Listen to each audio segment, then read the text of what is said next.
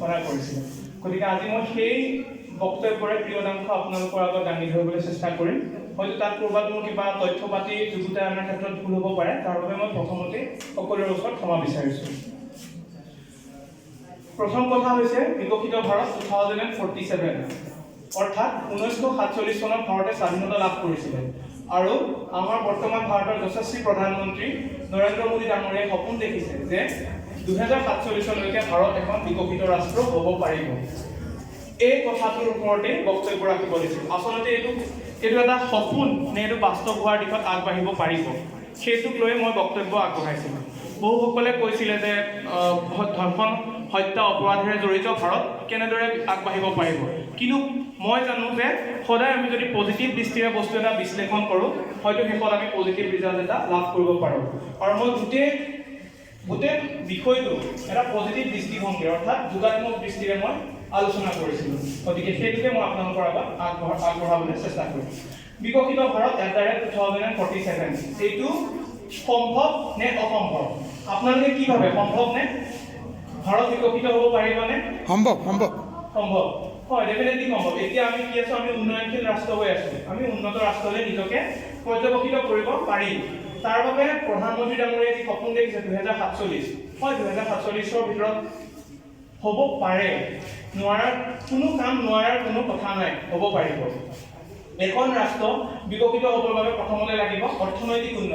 অৰ্থনৈতিক উন্নয়ন অবিহনে কোনো এখন ৰাষ্ট্ৰ বিকশিত হ'ব নোৱাৰে আমি হত্যা অপৰাধ ধৰ্ষণ সকলো কমাই দিলোঁ কিন্তু যদি আমাৰ অৰ্থনৈতিক অৱস্থাটো টনকিয়াল নহয় তেতিয়াহ'লে ৰাষ্ট্ৰ এখন কেতিয়াও বিকশিত হ'ব নোৱাৰে আৰু সেইখন ৰাষ্ট্ৰ বিকশিত নোহোৱাকৈ আমেৰিকা জাপান চীন ৰাছিয়া ফ্ৰান্স আদিৰ দৰে উন্নত ৰাষ্ট্ৰৰ লগত কেতিয়াও মোকাবিলা কৰিব নোৱাৰে এতিয়া আমি যিটো গতিত মই প্ৰথমতে জোৰ দিছিলোঁ অৰ্থনৈতিক উন্নয়নৰ ক্ষেত্ৰত আমি অৰ্থনৈতিক উন্নয়ন কৰিবৰ হ'লে আমি কিমান আমেৰিকা বা চীনক পিছ পেলাবলৈ হ'লে 2047 চনলৈকে আমাৰ বিকাশৰ গতি হ'ব লাগিব 8% আমি বিকাশৰ গতিৰে আগবাঢ়িব লাগিব যিটো আমাৰ এতিয়াও হোৱা নাই সেই ক্ষেত্ৰত আমি যথেষ্ট আগবাঢ়িব লাগিব এতিয়া মই কেইটামান ডাটা যদি আপোনালোকৰ আগত দাঙি ধৰিব খোজো তেতিয়াহ'লে 2019-20 বৰ্ষত ভাৰতৰ বিকাশৰ হাৰ আছিলে 3.87% 2020-21 বৰ্ষত সেই হাৰটো কমি পেলাই হৈছিলে -6.6% মাইনাছলৈ হৈ গৈছিলে তাৰ পিছত কোভিডৰ বাবে সেই হাৰটো যথেষ্ট হ্ৰাস পাইছিলে অৰ্থাৎ বিশ্বৰ ভাৰতৰ অৰ্থনীতি একেবাৰে ধ্বংস হৈ গৈছিলে কিন্তু তাৰ পৰৱৰ্তী সময়তে আমি 2021 বৰ্ষত এই বিকাশৰ হাৰ হৈ গৈছিলগৈ 8.7% যিটো সকলোতকৈ এটা ৰেকৰ্ড ব্ৰেকিং যিটো বিকাশৰ হাৰ হৈছিল সেইটো হৈছিলে 8.7% আৰু তাৰ পিছত ভাৰতৰ এই বিকাশৰ হাৰ হৈছিলগৈ 1% কমি 2022-23 বৰ্ষত 7% সেয়াও বিশ্বৰ ভিতৰতে এটা ৰেকৰ্ড সূচক বিকাশৰ হাৰ আছিলে আৰু এতিয়া যিটো আমাৰ কাৰেণ্ট বছৰ চলি আছে এই বছৰটোত যদি আমি বিকাশৰ হাৰটো চাবলৈ যাওঁ তেতিয়াহ'লে আমাৰ বিকাশৰ হাৰটো হ'বগৈ পাৰে 6.8% তথাপি আমি 8% লৈকে কিন্তু বহুত কমি আছো 8% আমি আমাৰ নিজৰ বিকাশৰ হাৰটো বঢ়াব লাগিব তেতিয়াহে আমি চীন আমেৰিকা জাপান ফ্ৰান্স আদিৰ লগত নিজক তুলনা কৰিব পাৰিম বিকাশৰ হাৰৰ লগে লগে আন এটা কথা আহি পৰিল জিডিপি আপোনালোক ইকনমিক্সৰ ছাত্ৰ-ছাত্ৰী যদি আছে সকলোৱে গম পাব জিডিপিৰ কথা সকলোৱে জানে এতিয়া আমেৰিকা আৰু চীনৰ যিটো জিডিপি গ্ৰোথ সেই গ্ৰোথতকৈ আমাৰ ভাৰতৰ জিডিপি গ্ৰোথটো যথেষ্ট বেছি কিন্তু আমেৰিকা চীনৰ যোনটো জিডিপিৰ আকাৰ সেই জিডিপিৰ আকাৰটো বহুত বেছি ডাঙৰ আমাৰ গ্ৰোথটো স্পীডত গৈছে কিন্তু তেওঁলোকৰ আকাৰটো ডাঙৰ গতিকে আমি সেই আকাৰত তেওঁলোকৰ লগত মোকাবিলা কৰিব পৰা নাই এতিয়া আমাৰ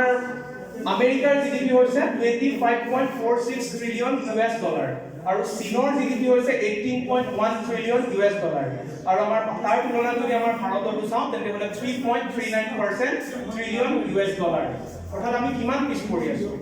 গতিকে আমি এই ক্ষেত্ৰত যদি তেওঁলোকক আমি যদি পিছ পেলাবলগীয়া হয় তেতিয়াহ'লে আমি যথেষ্ট বিকাশৰ হাৰটো বৃদ্ধি কৰিব লাগিব বা আমাৰ জিডিপিটো ডাঙৰ কৰিব লাগিব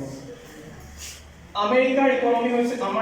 আমাতকৈ আমেৰিকাৰ ইকনমিটো কিমান ডাঙৰ 7.51 গুণ ডাঙৰ আমাতকৈ আমেৰিকাৰ ইকনমিটো আৰু চাইনাৰ ইকনমিটো 5.33 গুণ ডাঙৰ আমাতকৈ গতিকে আমি যথেষ্ট কষ্ট কৰিবলগীয়া আছে এই ক্ষেত্ৰত ইকনমিৰ ক্ষেত্ৰত আমি যথেষ্ট কষ্ট কৰিবলগীয়া আছে দ্বিতীয়তে এটা ৰিপৰ্ট ওলাইছিল SBI ইকোৱাক আৰু এই তথ্য মতে তেওঁলোকে আমাক দিছিলে যে আমি এইদৰে বিকাশৰ হাৰ যদি আমাৰ বৃদ্ধি হৈ গৈ থাকে তেতিয়াহ'লে 2027 চনৰ ভিতৰত আমি জাপানক পিছ পেলাই আমি বিশ্বৰ তৃতীয় বৃহৎ দেশ হ'ব পাৰিম আমি এইটো আগবাঢ়ি যাব পাৰিম আনহাতে গোল্ডমেন চেছে কৈছিলে যে 2075 ৰ ভিতৰত ভাৰতৰ জিডিপিয়ে আমেৰিকাৰ জিডিপিক পিছ পেলাব আৰু ছেকেণ্ড